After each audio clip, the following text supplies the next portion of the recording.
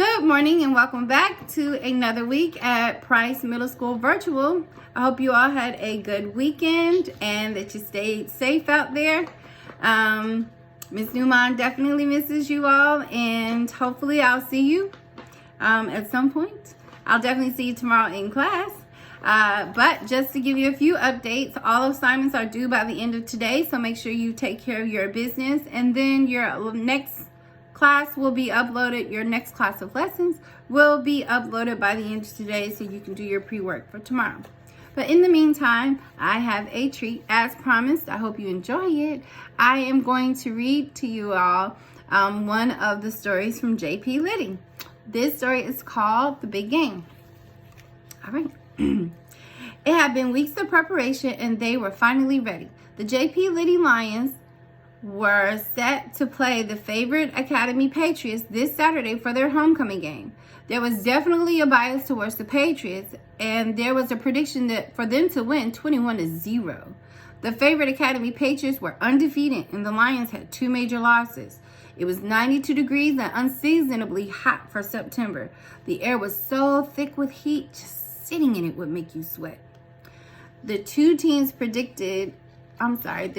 practiced in opposite end zones. Comparably, size seemed equal from any spectator, but most knew the favorite had a wide receiver and a running back that were quite formidable. Other opponents dreaded seeing those two on the field. They were top 20 in the state. The Lions, however, had built quite an abrasive defensive line that was known to cause damage. They would wear down the offense and completely attack the quarterback in a matter of seconds when given the opportunity. The teams line up for the kickoff. The Patriots kicker kicks the football and it soars high into the air. The kick was so high, all of the players from both teams look up. The players, glaring into the brightness of the sun, lost sight of the ball until it begins to descend in the direction of Caesar, a 7th grade kick returner and wide receiver for the Lions. Arms stretched for the clutch, he attempts to grab hold as the ball tosses from side to side between his fingertips. He tries to clamp down on the ball and it slips through his fingers and bounces up into the hands of Jason Sterling, wide receiver for the Patriots and part of the formidable pair. Jason holds onto the ball as if it was his life and runs into the gap of the receiving team, dashing into the end zone and scoring. The first play cost the Lions 6 points. It seems that the prediction of 21-0 might actually come true. Already defeated from the kickoff with shoulders slumped, egos checked, the Lions reset. This time, feeling like he had to redeem himself, Caesar held on tightly and ran the ball back for 15 yards. Rejuvenated from that play, the Lions stood a little taller, and as hope crept in.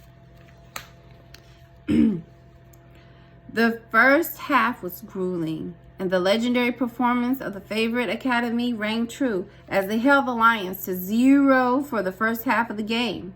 The Lions, determined to push through despite the early setback, refused to allow the Patriots any easy points. The game felt like a standstill as the teams exchanged possession between the 30-yard lines for most of the first half, until finally there was a break.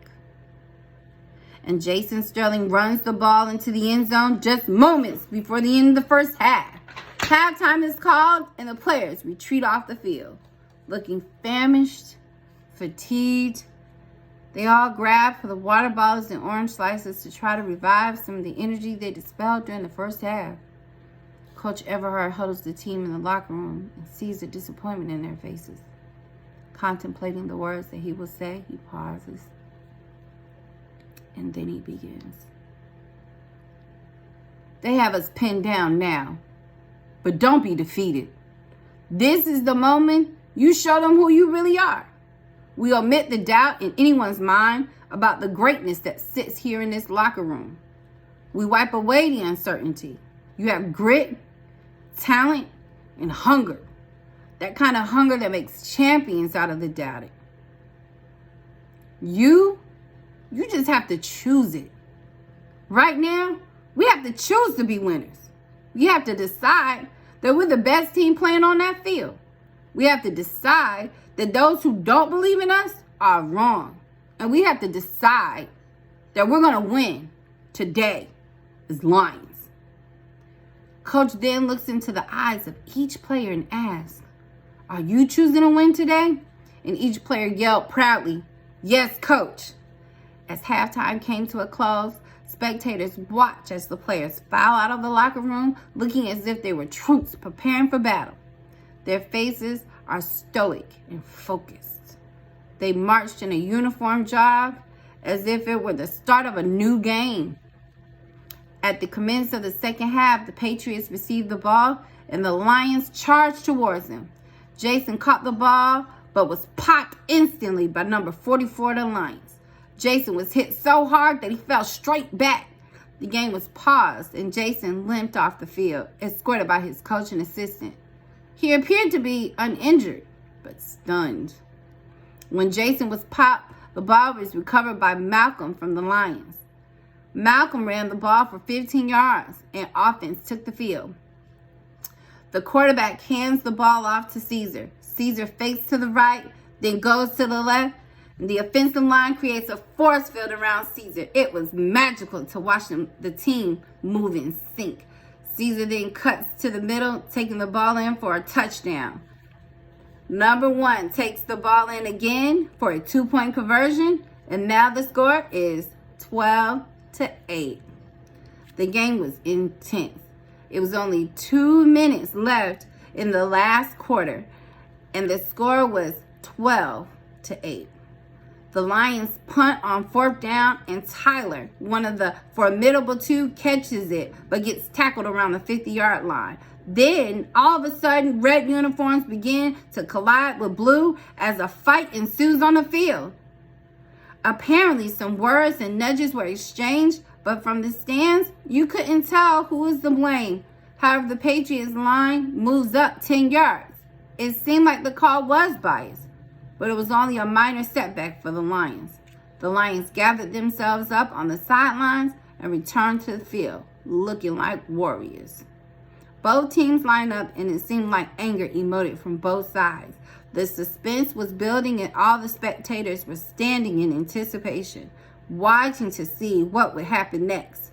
A quick timeout was called, and Jason runs out onto the field, taking the place of number 12. Number 44 of the Lions spots him on the field and shifts his focus. With fury rising, the quarterback yells, "Hike!" Catching the ball and pulling it back, he looks for Jason, but he is completely covered by number 44. Looking for another receiver, he takes a few more steps back, pulls the ball back as if to throw it downfield, then releases the ball. As he releases, number 21 of the Lions jumps up, causing the ball to tip up into the air. As 21 is coming down from his jump, the ball falls into his arms and he takes off. The Patriots scramble to catch up with him, but he is downfield, running the ball in for a touchdown. The Litty Lions run downfield and join number 21 in a celebration. The score is now 14-12, with the Lions in the lead. They quickly regained their composure to set up for a 2-point conversion. The 2-point conversion was unsuccessful, so they prepared to hold the score with them in the lead, 14-12. With just moments left on the clock, the teams get in position for a kickoff. Malcolm of the Lions kicks the ball deep, and the Patriots get the ball at the 20-yard line. With a few seconds left, the Patriots make a weak attempt at a pass, which is intercepted by 33 of the Lions. He's tackled immediately, but that concludes the game as the clock winds down to 0. They were perceived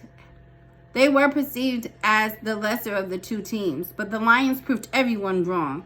They all stood in a proud row and walked with hands out to show their good sportsmanship. The Patriots, however, refused to shake hands. The Lions maintained composure and humbly extended their hands, only to be passed by coldly. They were later informed that the entire team had acted against the wishes of their coaches, with refusing to observe the tradition of shaking hands at the end of the game. The Lions walked to their buses in silence to show solidarity, discipline, empathy towards the other school, but celebrated loudly once returning to JP Litty. All right, and that concludes our story. Have a good day, guys.